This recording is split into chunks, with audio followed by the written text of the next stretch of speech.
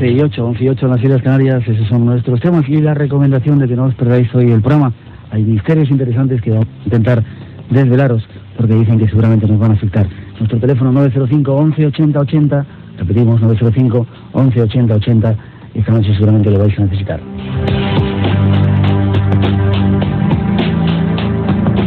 Y la bienvenida a toda la gente que está en el chat, en el IRC Hispano, Canal de Blanco, ahí estamos, es el punto de unión, cada vez con más gente que está incorporándose, y seguramente a partir de la próxima semana muchísima más, porque vamos a hacer un acceso directo desde nuestra página, laisla.com/blanco, entrando por ahí tocáis un botoncito y entráis directamente en el chat, y además el espacio en blanco se podrá escuchar vía internet para todo este planeta azul nuestro.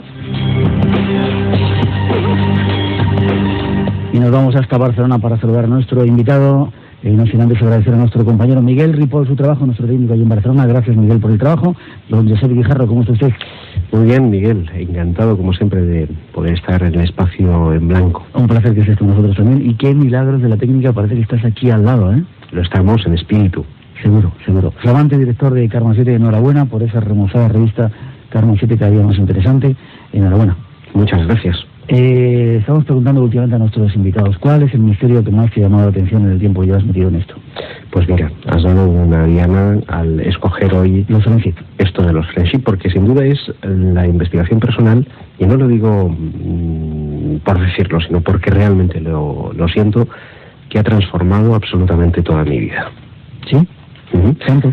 Sí, sin duda alguna, porque fíjate que de repente yo descubro este misterio gracias a un buen amigo. Todavía, no delantero. Descubro este misterio gracias al buen amigo Raúl Núñez, un chileno, investigador chileno que está afincado aquí en España desde hace muchísimos años. Él hará la friolera de 10 años atrás, cuando yo todavía era muy jovencito, acudió a mi casa en Tarrasa con una misteriosa grabación. En esa grabación, que ni él ni yo sabíamos exactamente de qué hablaba ni de dónde procedía, se escuchaban unas voces muy metálicas que conversaban con otras voces no menos metálicas, pero que eran deliberadamente o tenían un deliberado acento chileno. Y hacían alusión a los movimientos de una nave que en aquel mismo instante se estaba produciendo.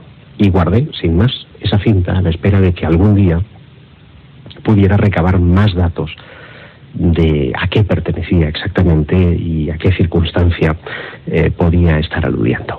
Y no sería hasta muchos años más tarde, concretamente en 1998, cuando aquellas voces, aquellos protagonistas, tendrían nombres, apellidos, caras y una singular historia, la que hoy os quiero contar. Voces metálicas y extraterrestres, de ángeles, se me pone la carne de gallina. Seguramente en otro programa vamos a hacer, porque esto es una primera parte de esa tremenda historia que queremos comenzar a contaros. Escucharemos esas voces, ¿verdad, Josep? Naturalmente, estarán a tu disposición. Bueno, pues saludamos a algunos oyentes que han venido a vernos y a Taylor, un ser especial que tenemos por aquí esta noche con nosotros. Las gracias a la gente que ha venido a vernos.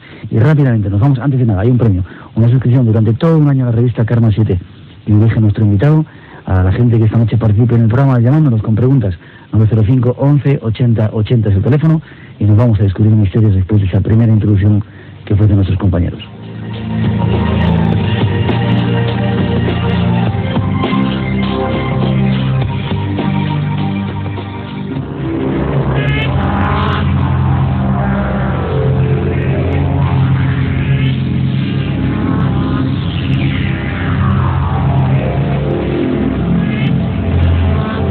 Las primeras noticias de este extraño misterio que esta noche queremos desvelaros comenzaba a principios de la década de los 80.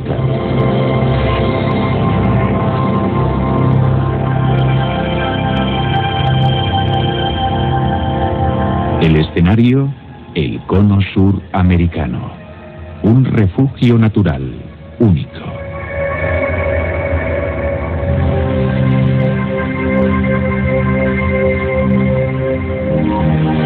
Los primeros sucesos que desencadenan el misterio es la visión de un extraño objeto volante no identificado.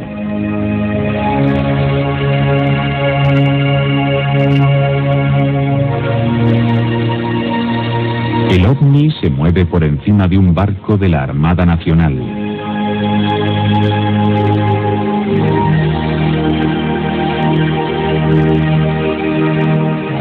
Eran los primeros datos del misterio, los primeros sucesos de una extraña historia que esta noche queremos empezar a contaros.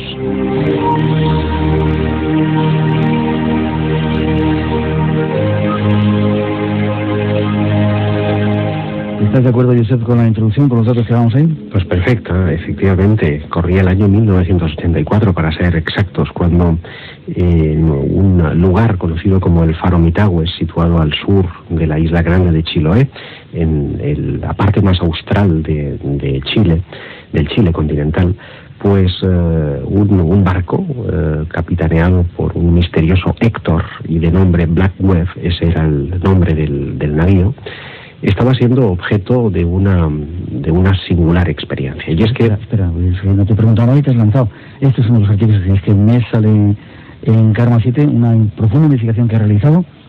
Y déjame antes de que... Bueno, sigue con la historia. Venga, ya hemos empezado. Bueno, pues ya que empiezo... Venga, termino solo este argumento inicial. Evidentemente, ese objeto no identificado que estaba cerca del faro se arroja hacia el mar, se sitúa justo en la vertical del barco y despide un haz de luz sobre su cubierta y la tripulación atónita que estaba en lo alto. Los testimonios que se recogieron hablaban de que la radiación de esa luz era tan fuerte que el propio pelo se quedaba en las manos cuando uno pasaba la mano por el cabello, por la cabeza.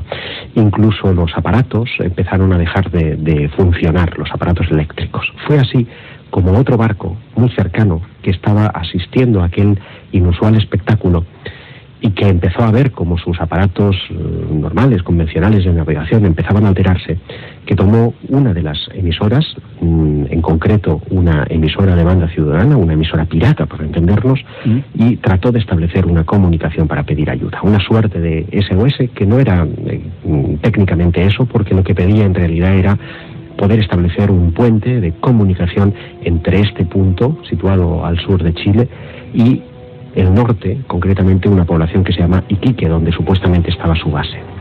En ese lance, un taxista de Santiago de Chile, que estaba en su casa después de haber terminado su trabajo, escuchaba ese mensaje de socorro de este otro barco, de nombre Mitilus II, y tripulado por un marino llamado Alberto. Y permaneció a la escucha durante un pequeño rato hasta que al final decidió intervenir y servir de puente a esa comunicación. Nacía de este modo una curiosa relación de amistad entre este Alberto y este taxista de nombre Octavio Ortiz, uno de los contactados, unos meses más tarde, de los primeros contactados con los llamados Friendship. ¿Y así comenzaba la historia? Así comenzaba la historia. Más datos.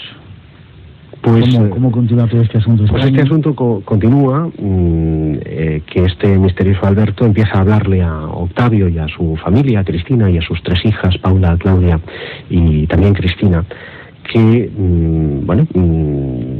él ha conocido a unos misteriosos gringos, les llamaba así, unos seres rubios, altos, ataviados con trajes de color blanco y una especie de tridente como emblema, y que les decía que eran ángeles del Señor. De hecho, incluso sus nombres se correspondían con esos ángeles. Ariel, Gabriel, Micael, eran algunos de los ejemplos que les había puesto. Les hablaba de una misteriosa isla, de un lugar en el que estos seres vivían y en el que Alberto les hacía el transporte, el abastecimiento. Nunca le dijeron a Alberto directamente que eran extraterrestres, pero a los pocos meses Octavio logró establecer una comunicación vía radio a través de su emisora de banda ciudadana con este misterioso Ariel.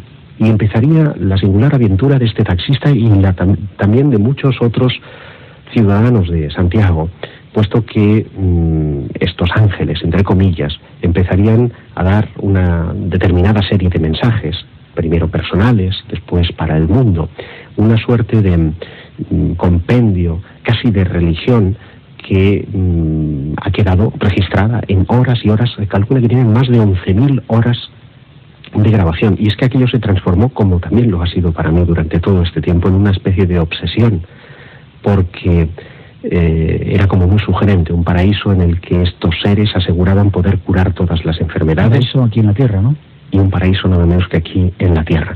Claro que todas esas aventuras, que eran mitad realidad y mitad ficción, porque no podían comprobar de ningún modo, tuvieron su consecuencia o su coherencia cuando estos seres, cuando Ariel comunica con este hombre y le dice que el 17 de agosto de 1985 tendrán un contacto que demuestra que lo que ellos dicen es absolutamente real. Y frente a 3 millones de ciudadanos, una nave de procedencia desconocida se pasea y es filmado por las televisiones, es radiado por las emisoras de radio, es recogido incluso por los telescopios del Cerro Calán de Santiago, un platillo volante que desaparece en dirección a Argentina. Para un momento.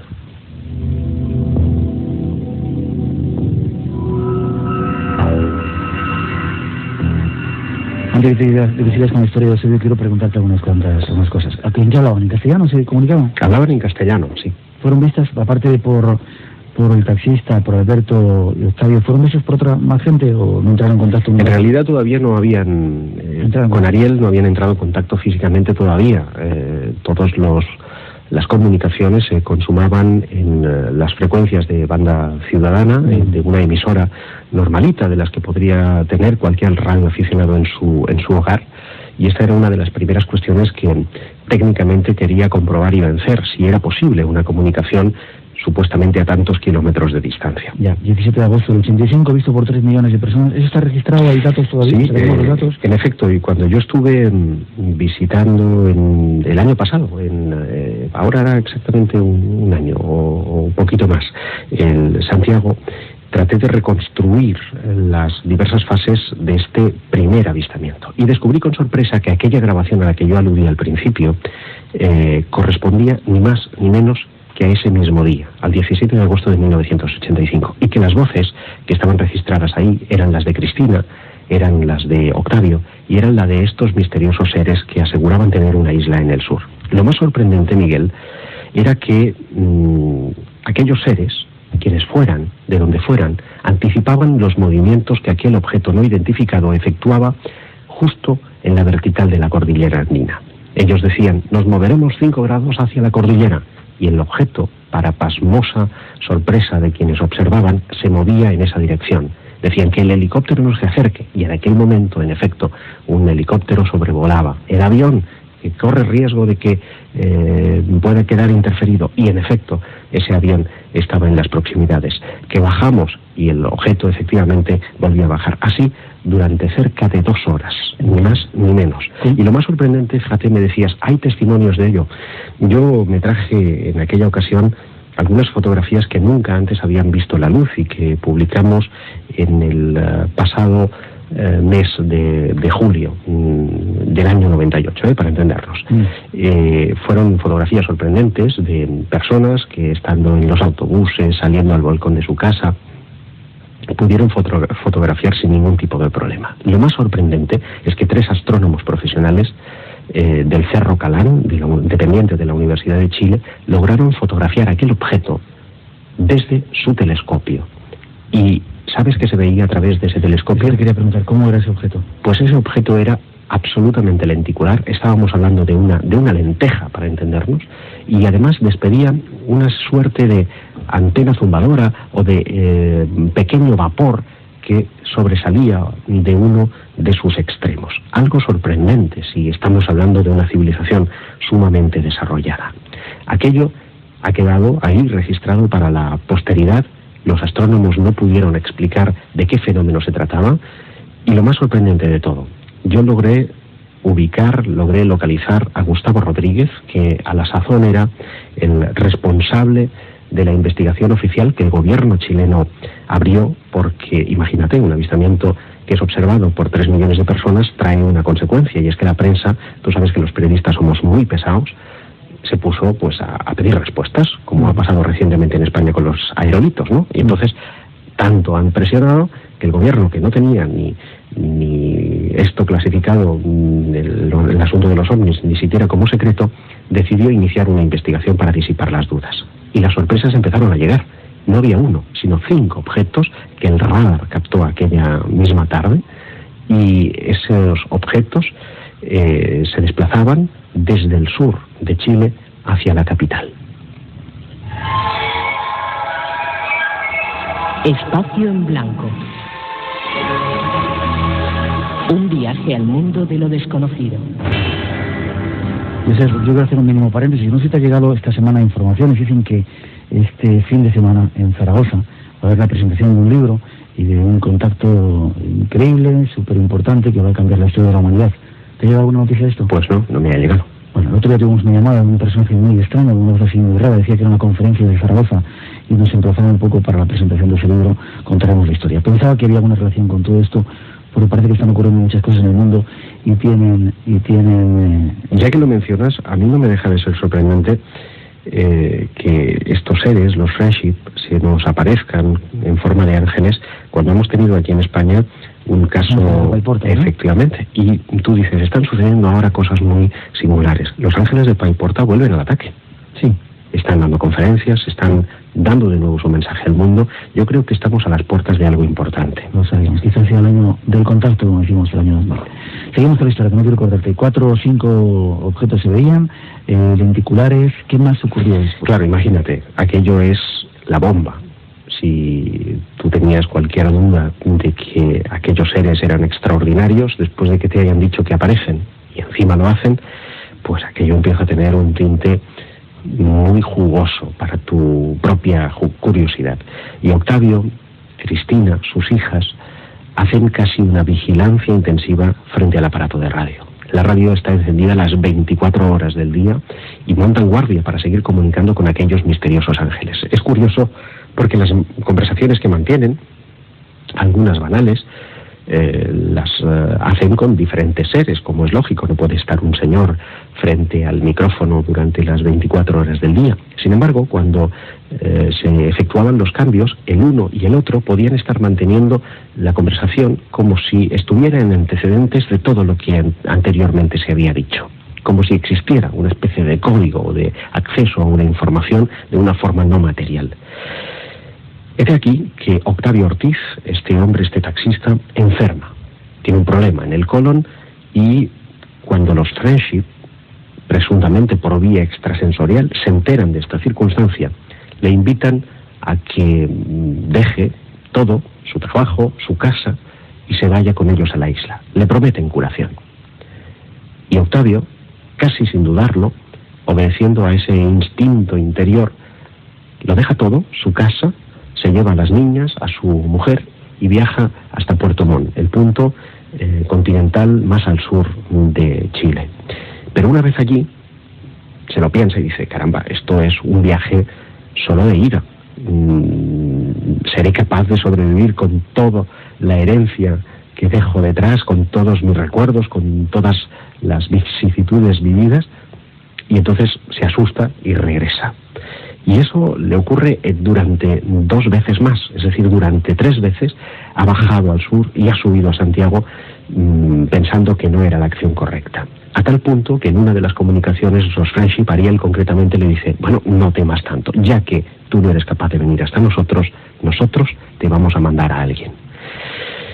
Curioso que el mismo día que mantuvo ese contacto, esa noticia de que a alguien le mandarían, apareció un misterioso personaje, un personaje flaco, un personaje alto, un personaje enigmático que he logrado localizar y cuyas declaraciones hemos preparado en rigurosísima exclusiva para el próximo número de Karma 7, que es Ernesto de la Fuente. A mi juicio, la piedra angular de este enigma.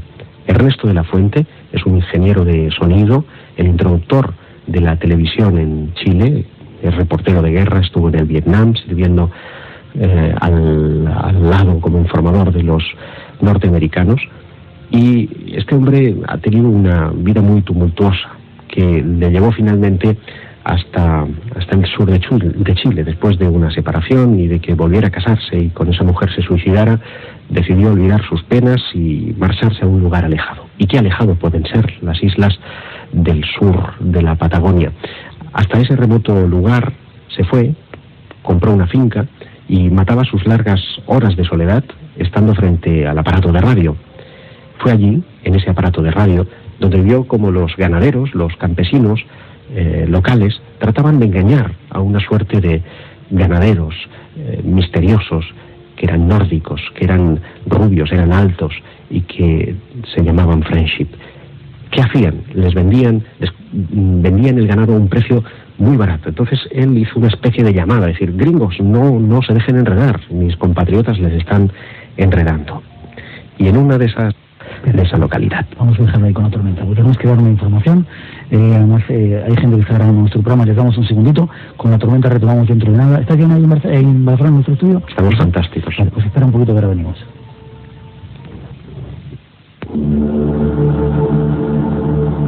Ahí está ese recuerdo, nos vamos a Kosovo a llevar esa ayuda y nos habíamos quedado 17 en esa tormenta. Sí, te has puesto hasta los truenos, ¿eh? Ahí tenemos la tormenta. Hay que ver, eres un maestro. ¿Qué pasaba? Pues abrió la puerta y aparecieron ante él pues dos seres altísimos, rubios, efectivamente, de aspecto nórdico, que le dijeron que Ernesto, era el elegido para que él diera a conocer el mensaje de los ángeles del Señor. Y Ernesto le dijo, pero vamos a ver, si yo no creo ni en Dios, ¿cómo voy a ser yo el apóstol elegido? Le hablaban siempre de una retórica muy religiosa, en el contexto de ángeles, de demonios, del bien, del mal. Pero Ernesto, sin saber exactamente por qué, accedió a sus requerimientos y de hecho durante algún tiempo les estuvo incluso ayudando en el abastecimiento de gasolina y de otros menesteres para esta misteriosa isla. Un buen día, Ernesto, también aquejado de una grave enfermedad, un cáncer, fue tratado por estos Friendship y ahí él transformó su vida. Fue transportado, narcotizado previamente, llevado al barco de Alberto y Alberto puso rumbo por el canal de la Moraleda hasta una misteriosa isla.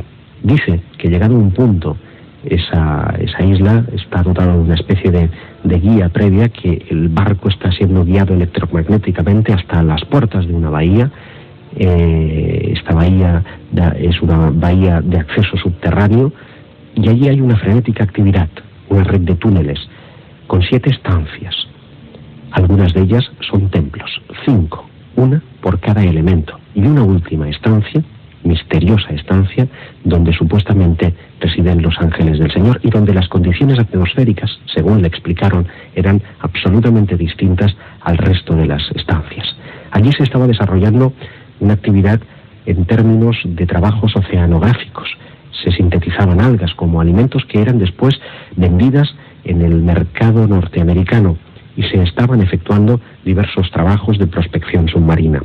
Era, en palabras, y te adelanto algunos de los contenidos de este próximo número que verá la luz próximamente, una especie de planta de transformación de las 7 que aseguran están diseminadas en diversos puntos del mundo. En Italia y en Francia hay, y dicen que en España puede haber también, plantas donde supuestamente se estaría preparando no solamente cosas, sino también gente para un contacto masivo que esperan se produzca el año 2005.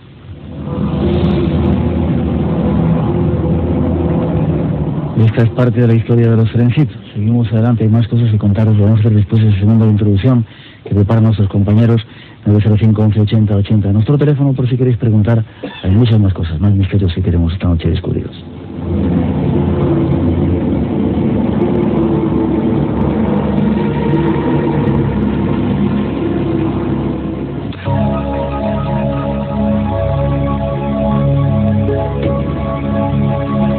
Los ángeles, los extraterrestres, comienzan a comunicarse telepáticamente e incluso llegan a utilizar emisoras de radio.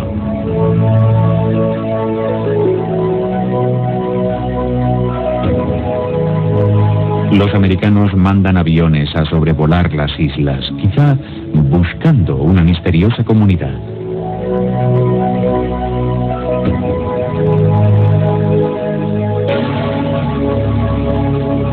Nuestro invitado fue hasta Chile, siguiendo el misterio. Él tiene más datos para contarnos. Bueno, pues seguimos, si quieres, Josep, contacto para el año 2005 y están preparando en diferentes partes del mundo a diversos grupos, ¿no? Sí, en efecto, esta preparación está en marcha. De hecho, cuando yo viajé hasta Santiago por segunda vez, lo hice ya con el convencimiento de poderme garantizar una especie de pasaje a este lugar paradisíaco. Y lo hice tras... Por aquí tenemos unos oyentes que decían que quieren ir a la isla, yo también me apunto, ¿eh?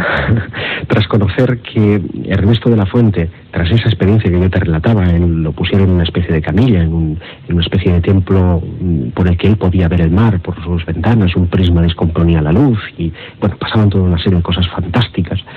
Cura su cáncer y regresa... ¿Cura su cáncer? Cura su cáncer, remite el cáncer y regresa a Santiago completamente transformado. Tiene diversos contactos vía radio que se concretan en espectaculares fotografías diurnas de ovnis en la zona de La Serena, en el norte del país, y abrumado por todo aquello que está viviendo, pide información, busca saber. ¿Y a quién busca? Pues busca al ufólogo de turno, que en aquel caso era el pionero de todas estas temáticas en Chile, el amigo Hugo Pacheco. Hugo Pacheco es un militar retirado que había estado en la Armada, es un hombre con muchos contactos dentro de esa cuestión que es la Armada, documentado en cuanto al misterio de los ovnis, y tiene la impresión de haber topado con el caso de su vida. Es tanta la codicia, en el buen sentido de la palabra, que experimenta al haber atesorado ese conocimiento de manos de Ernesto de la Fuente,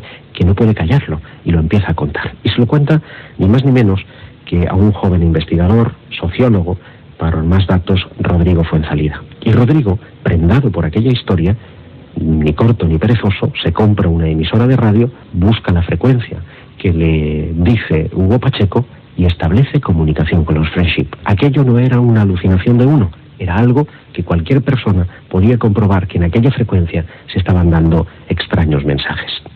Y empezaron a suceder cosas muy, muy extrañas, desde materializaciones y materializaciones de objetos, desde extrañas premoniciones que luego se venían a cumplir, desde acontecimientos como por ejemplo la explosión del Challenger, que fueron anticipadas con 30 minutos antes de que sucedieran hechos concretos. ¿Todo eso lo iban anunciando los Friendship? Todo eso lo iban anunciando los Friendship, y la inquietud que ello supone, porque naturalmente, ¿cómo podían acceder a toda esa información? ¿Cuáles eran las fuentes? Se dice que ellos están infiltrados en muchos lugares, en muchas instituciones de ese país, pero también de otros países. De hecho, me consta, y algo he insinuado en esta primera entrega que todavía está en el kiosco, cuando yo visité, insisto, Chile, contacté con Hugo Pacheco, pero contacté también con algunos generales, en concreto con el general Ricardo Bermúdez o con el general Vega, quienes habían tenido algún escarceo en el tema porque habían estado sumamente interesados por aquellas cuestiones. Pero eso lo dejo para más adelante. Tal vez me voy a concentrar en el hecho de que cuando yo llego a Santiago y me entrevisto con Hugo Pacheco, lo hago con el convencimiento de que Hugo es una especie de puente entre Ernesto y los Friendship. Se decía en aquel entonces, 1998, que en la casa de Hugo Pacheco se hacía una suerte de preparación y que si superabas las pruebas eras capaz de ir hasta la isla. Y de hecho viví experiencias absolutamente conmovedoras, porque cuando días más tarde de entrevistarme con Hugo, con las personas que yo conocí en su domicilio, haciendo las lecturas que ellos hacían, me fui solo hacia la Patagonia y allí viví una experiencia conmovedora. ¿Qué te pasó? Si quieres te cuento la aventura. En realidad, para llegar hasta la isla grande de Chiloé hay que desplazarse hasta Puerto Montt, y en Puerto Montt tomar un ferry que te deja en la ciudad de Kemchi. Yo me equivoqué y en lugar de marcharme a Kemchi, tomé un barco equivocado y me fui a Ancud, una ciudad algo mayor. Mi sorpresa fue, yo digo, bueno, cuando llegué allí pues me alquilo un coche y me acerco. Total son 70, 80 kilómetros, no más. Claro, alquilar un coche es muy fácil en Madrid o Barcelona, pero hacerlo en la Patagonia es bastante más complicado. Así que después de recorrer muchos establecimientos logré convencer al propietario de un concesionario a que me alquilara un coche nuevo, dejando mi tarjeta Visa allí para poder hacerlo. Y me fui hacia el sur, A todo eso la haré toda mi vida. Me introduje... ¿Había tormenta? No, no había tormenta aquel día, pero la tormenta pasaría en mi interior minutos después, cuando al acercarme hacia la población de Kemchi divisé una gran antena. Y mi imaginación, que la imaginación también cuenta en los investigadores, quiso pensar que aquella antena era en realidad la de Ernesto de la Fuente, la que establecía las comunicaciones con estos misteriosos ángeles del Señor. Pero no, estaba equivocado. Era una antena repetidora cualquiera. Pero al aminorar la marcha percibí que en uno de los rincones de la carretera había un chilota y su hijita que andaban por esa solitaria carretera, y detuve el vehículo preguntando. Pensé, aquí hay muy pocos colonos, hay muy pocas personas, todos se deben de conocer. ¿Conoce usted a Ernesto de la Fuente? Y él me dijo, ¿y quién lo pregunta? Y claro, era una pregunta más que acertada. Pues mire, yo soy un amigo suyo que viene de España y lo estoy intentando localizar.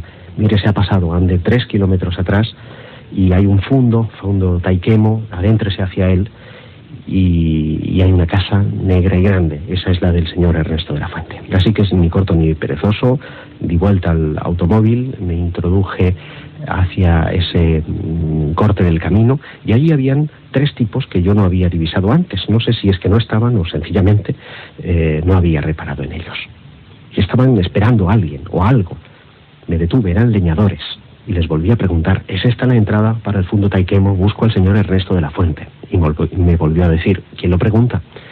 Y yo respondí, pues eso, que era un amigo que venía de España y que quería saludarlo. Y me dijo, pues poco amigo debe de ser, porque el señor de la Fuente hace ya algunos años que no vive aquí. Aquello, lo confieso, me dejó algo perplejo de momento, puesto que no caí en la cuenta de que mi investigación previa había determinado que la casa, la finca a la que yo me dirigía, había contraído una deuda con un banco hacía tan solo un año. Por lo tanto, no podía hacer años que no estaba el señor de la Fuente allí.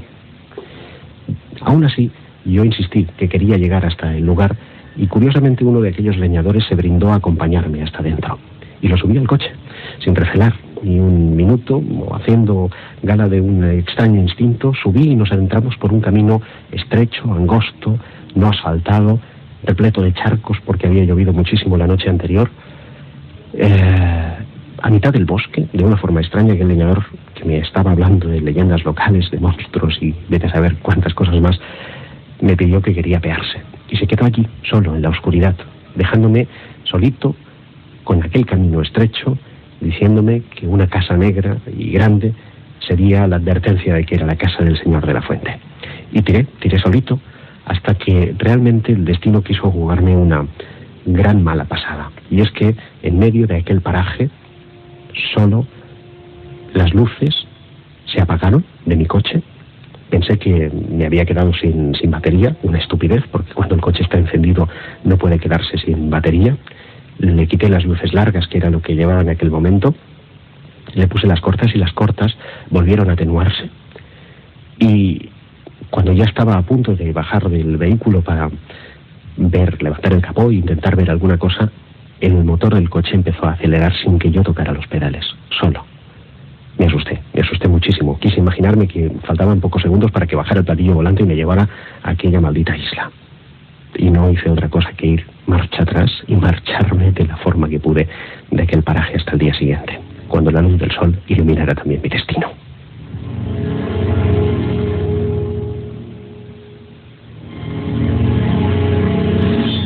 Hacemos una mínima pausa porque tenemos un montón de preguntas de los oyentes, ¿vale?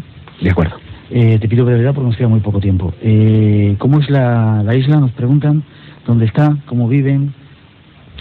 Se dice que la isla de Friendship está inmersa en el archipiélago de Chonos.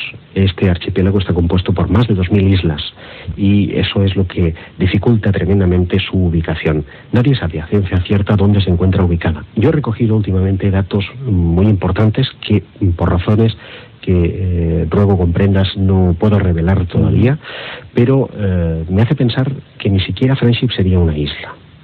Eso sí, os lo puedo contar. Estaría, eso sí, muy cerca del archipiélago de Chonos, se accedería en efecto por el canal de Moraleda, y esa isla es una isla de apariencia normal y corriente, es decir, los aviones que han tratado de sobrevolarla, yo explico, por ejemplo, que se han producido extraños movimientos en la economía de la zona porque alguien ha estado comprando hectáreas y hectáreas de bosques de alerce. El alerce es una madera, un árbol, que tiene una característica, y es que con el tiempo se va tornando gris. Los techos de las casas de allí están hechas de este material, de esta madera, que es muy aislante, conserva del frío y también de la humedad, pero la característica que tiene es que si se sobrevuela, queda mimetizada completamente con el resto del paisaje, no se ven las casas. De ahí que estos aviones norteamericanos que se han fletado, en concreto 2 aviones espías, sé positivamente que no han detectado el objetivo. Dicen en una parte del artículo que publicas en Karma 7, el lugar está ahora cercado por una impresionante muralla coronada de alambres de púas y cámaras de televisión. Sí, este es en concreto la finca que yo también tuve oportunidad de visitar en Santa Rosa de Chena, de Ernesto de la Fuente. Y es que Ernesto de la Fuente, te decía, es la piedra angular de todo este asunto, porque él conoce el camino. Por lo tanto, la localización de Ernesto, que en mi primer viaje y en mi segundo viaje no pude efectuar, está ahora prácticamente a punto de consumarse. Está en marcha un próximo viaje hasta esta región, y la idea es que Ernesto y que Alberto, que también ha sido localizado, nos sirvan de guía para llegar hasta estas instalaciones que aseguran ellos ahora están vacías. Ya. Estaremos atentos a ese viaje y a nuevas informaciones. Te pido, insisto, brevedad. Mario de Madrid, ¿tiene relación todo esto, lo sucedió en Chile, con el libro Durantia? Pregunta. No directamente. Lo que ocurre es que la génesis de todos estos libros y comunicados es siempre la misma. Una fuente, entre comillas, divina, digamos extraordinaria, es la autora de toda una serie de textos y de informaciones de gran trascendencia para el espíritu y para la humanidad, que nos está siendo legado en estos últimos tiempos. Fernando de Madrid pregunta si tenía alguna forma de contacto además de la radio. Sí. De hecho, Ernesto de la Fuente, en la entrevista que publicaremos en el próximo número, nos anticipa que el contacto hoy se produce de computador a computador. Atentos a los internautas. Atentos. José Ramón de Valencia pregunta si hay alguna forma de conseguir las grabaciones que has mencionado de esas voces. A nuestros oyentes le decimos que el próximo programa que haremos con Josep, seguramente en 10 días más o menos, ¿te parece? Pondremos parte de esas grabaciones, ¿te parece? Pues me parece fantástico. José Luis de Barcelona dice si se podía tratar todo esto de un experimento de las agencias de inteligencia. Bueno, esa es una de las posibilidades que yo todavía no puedo descartar, puesto que yo contaba en la primera serie de reportajes que había una incógnita planteada, y que reafirmo en los pasajes iniciales del reportaje que está ahora en kiosco. La de casualidades que yo he vivido cuando he querido acercarme a los grandes estamentos, al propio gobierno, a la milicia, y han querido rehuir este tema. Y es en el fondo porque, y es una de las pocas primicias que te voy a dar, porque este es un asunto muy personal que yo, Miguel, pero te la debo. Y es que probablemente la Fundación Rockefeller esté auspiciando a una sociedad que estaría tras los French. Correcto, vamos a dejarlo ahí. Muchos oyentes, David de Barcelona, por ejemplo, Antonio de Madrid, Ángel de Valladolid, nos preguntan si tiene todo esto que ver con las bases secretas que en esa zona dejó el Tercer Reich. En algún sitio dicen que los Friendship no son extraterrestres, no son ángeles, sino que son nazis.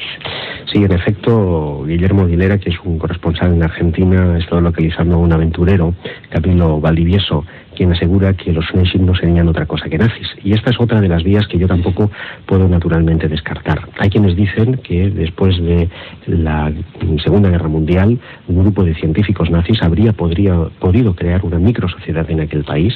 Se plantea incluso la posibilidad de que el asunto conocido como la Colonia Dignidad, que es, tú lo recordarás, una finca que está en el Parral, en Chile también, muy cerca de, un poquito más arriba de Santiago, una zona turística muy conocida de allí, pues se habrían escondido precisamente algunos de estos alemanes y habrían desarrollado una tecnología a caballo de aquellas primeras bombas volantes que nunca se llegaron a fabricar en serie, en forma discoidal, y que sin embargo hay quienes aseguran podrían haber dado origen a este otro fenómeno. Esta es, y ya os lo reservo, la tercera de las entregas que tendrá lugar no este mes, sino el próximo mes de abril.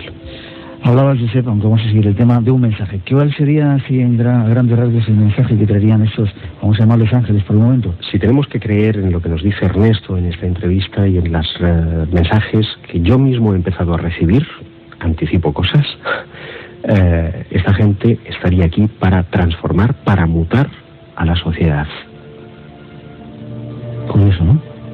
Bueno, yo creo que en el fondo viene a reafirmar años y años de contacto y de experiencia que muchas otras personas, muchos otros contactados han tenido por diversas vías y que en definitiva vienen a confirmar la tendencia que la propia historia, que los propios acontecimientos nos están llevando a esa especie de transformación de la humanidad hacia los tiempos que vienen. Julio de Madrid, tenemos unas preguntas evidentes. Dice si se sabe de la participación de algún gobierno y por qué estos casos no tienen más trascendencia en la prensa. Bueno, no la ha tenido tal vez en Europa. Os puedo asegurar que cuando en el mes de junio de 1998 publicamos el artículo y Karma 7 llegó al otro lado del Atlántico, porque también distribuimos allí, el asunto fue un auténtico bombazo. La televisión nacional, todos los medios de comunicación, diarios prestigiosos, vamos, salvo el Mercurio, prácticamente todos los periódicos se ocuparon páginas y páginas del asunto de los extraterrestres del sur. Y de hecho, todo este follón a nivel mediático ha sido clave para la localización tanto de Ernesto como de Alberto y de algunos otros protagonistas que por el momento es necesario que permanezcan en la oscuridad. Francisco de Córdoba dice si guardan estos seres alguna relación con los ángeles bíblicos. Ellos aseguran que sí, ellos, los Friendship, de hecho utilizan su propio lenguaje, sus propias formas y su propio mensaje no está tan alejado de los textos bíblicos. Estamos a punto de terminar. Josep, algo está pasando en este planeta nuestro, ¿verdad? Demasiadas claves se están cumpliendo, se están las piezas del puzzle encajando. Estamos cerca del contacto, quizás de la explicación, de la aclaración de todo este inmenso lío en el que estamos metidos. Yo estoy contigo. Hay muchos contactados que en estos últimos meses llevan llamándome y diciendo: Josep, estamos muy cerca del momento, algo va a ocurrir, algo importante está a punto de que suceda. Hay un movimiento inusual en los grupos de contacto, hay un movimiento inusual en los ufólogos de campo, hay muchísimas alertas, se está viviendo de nuevo aquel espíritu que contagió al mundo en los 80 y que ese trabajo que en silencio han llevado a cabo muchos contactados en la última década, está llegando el momento de que salga a la luz. Algo va a ayudarnos a transformar este mundo, estoy seguro.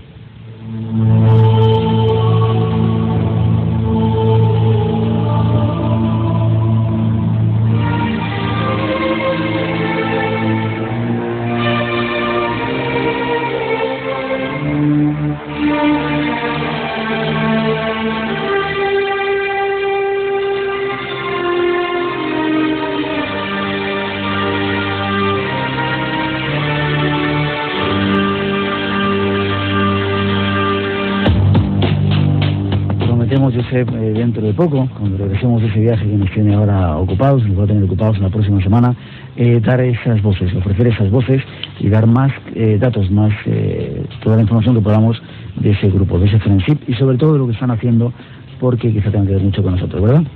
Estoy seguro que sí, Miguel, que en ese viaje a Egipto, sus pirámides, su energía, recargue las pilas de todo el equipo. Gracias, ha sido un placer estar contigo como siempre, enhorabuena por esa revista, te veo prontito y adelante seguir investigando, seguir aclarando la verdad que se nos quiere ocultar. Un fuerte abrazo. Gracias, buenas noches. Gracias también a Miguel Ripoll, nuestro técnico en Barcelona, gracias, ha sido un placer estar con vosotros esta noche.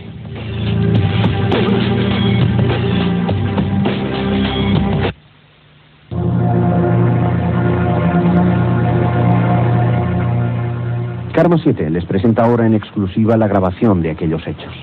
Las comunicaciones mantenidas por varios radioaficionados y los presuntos ocupantes del OVNI. Curiosamente, el extraño objeto efectuaba las maniobras de desplazamiento siguiendo las indicaciones de los radioaficionados, dejando claro que existía una relación directa entre las comunicaciones radiofónicas y los movimientos del objeto. Presten atención.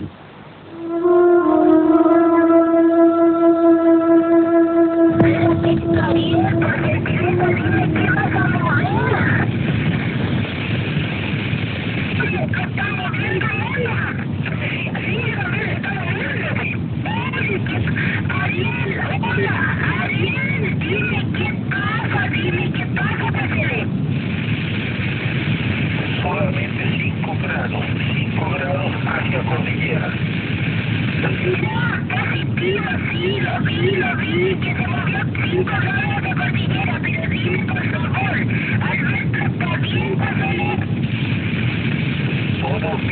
Todo bien. Y ustedes podrán ver todo esto cuando vengan acá.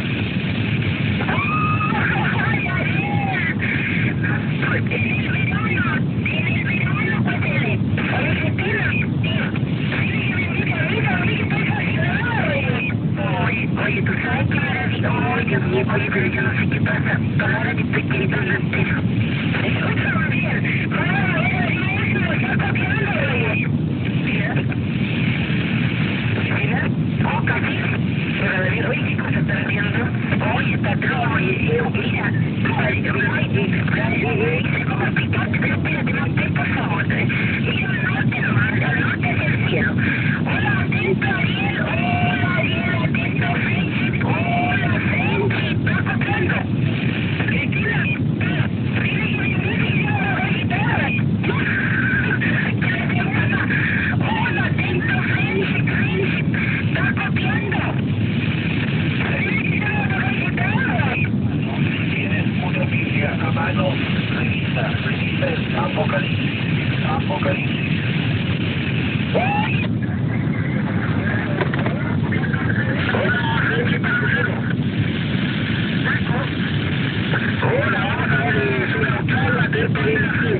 Este es Lucero de Santiago,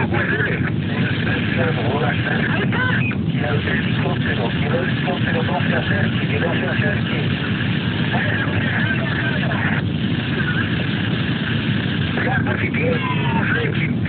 Coméntame, ¿qué parte exactamente del sur requiere esta torre? El avión, que no se acerque.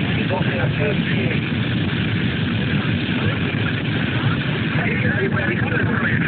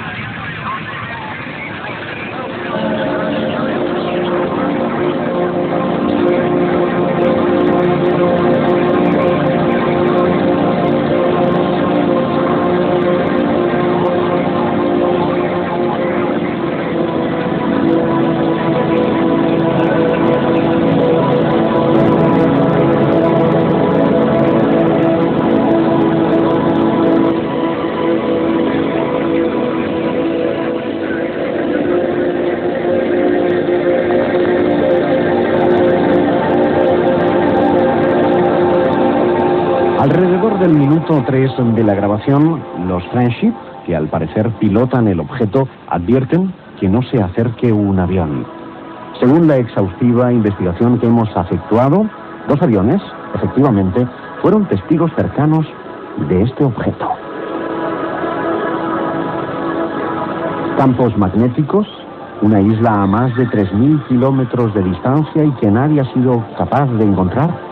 ¿Quién está tras Friendship?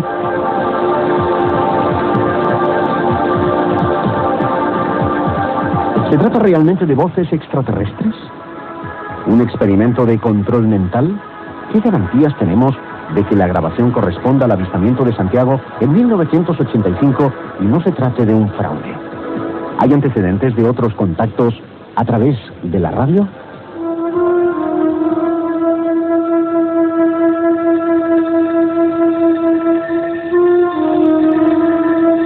La cinta que acaban de escuchar no fue obtenida directamente de la familia que protagonizaba el contacto, sino por un tercer radioaficionado que, atónito, contempló las maniobras a la par que constataba a través de la ventana de su casa en la capital que no se trataba de un fraude.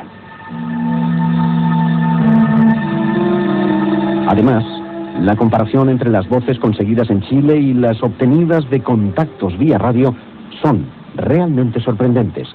Esta, la que escucharán a continuación, fue tomada en Pollensa, Mallorca, hace algunos años y también fue grabada por radioaficionados. Su indicativo de transmisión era Marte 1.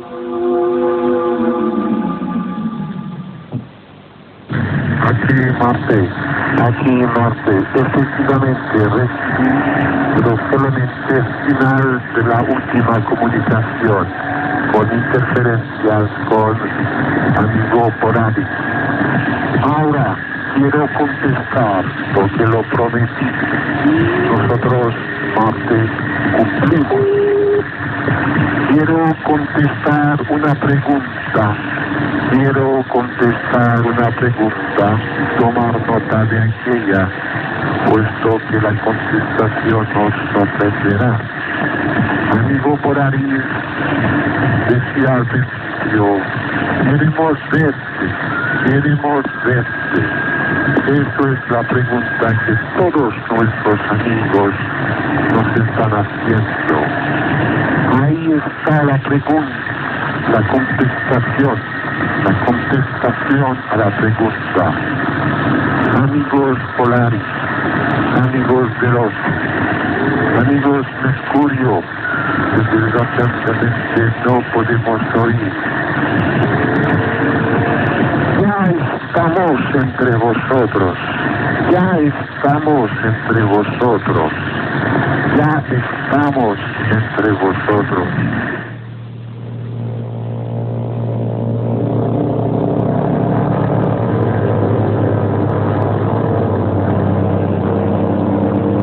Entre nosotros o no, las similitudes no acaban aquí.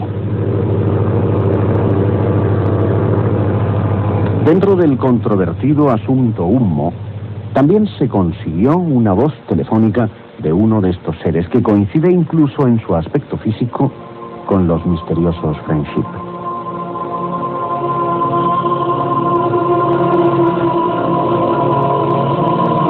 ¿Se trata de una casualidad? ¿Tal vez un indicio de su realidad? Descartado el fraude, ¿qué nos queda? ¿Una base extraterrestre? ¿Tal vez una colonia de científicos exiliados de la Alemania nazi? ¿Un experimento de control mental? Solo la localización de la isla puede arrojar la respuesta a estas incógnitas. Una búsqueda por la Patagonia chilena que todavía no ha concluido.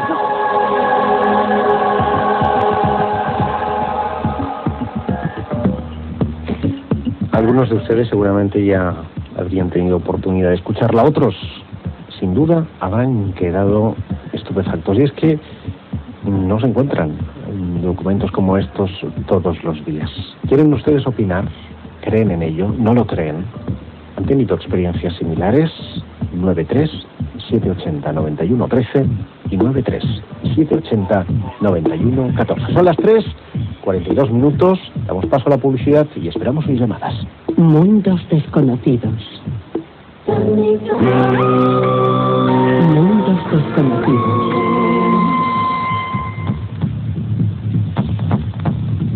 A principios de los años 80, un servidor de ustedes colaboraba en un programa llamado La Coctelera, en la desaparecida Antena 3 Radio, con José Luis Villanueva. En aquella época llegó hasta la redacción de nuestro programa un misterioso sobre con una grabación. Este testimonio, absolutamente real, parecía proceder del Centro de Control de Vuelo de Tránsito Aéreo del aeropuerto de Barcelona. Y en él estaban las copias de registro, es decir, las conversaciones que mantienen torres de control y aeronaves de un singular suceso. Un suceso del que ahora se han cumplido recientemente unos cuantos años y del que vamos a ocuparnos a continuación. Dio origen a una importante polémica entre negadores y defensores de la hipótesis extraterrestre. No en vano, puso en jaque la defensa nacional e hizo que despegaran aviones de caza para abatirlo. Se trata del denominado incidente Manises, y os ofrecíamos no hace tampoco tanto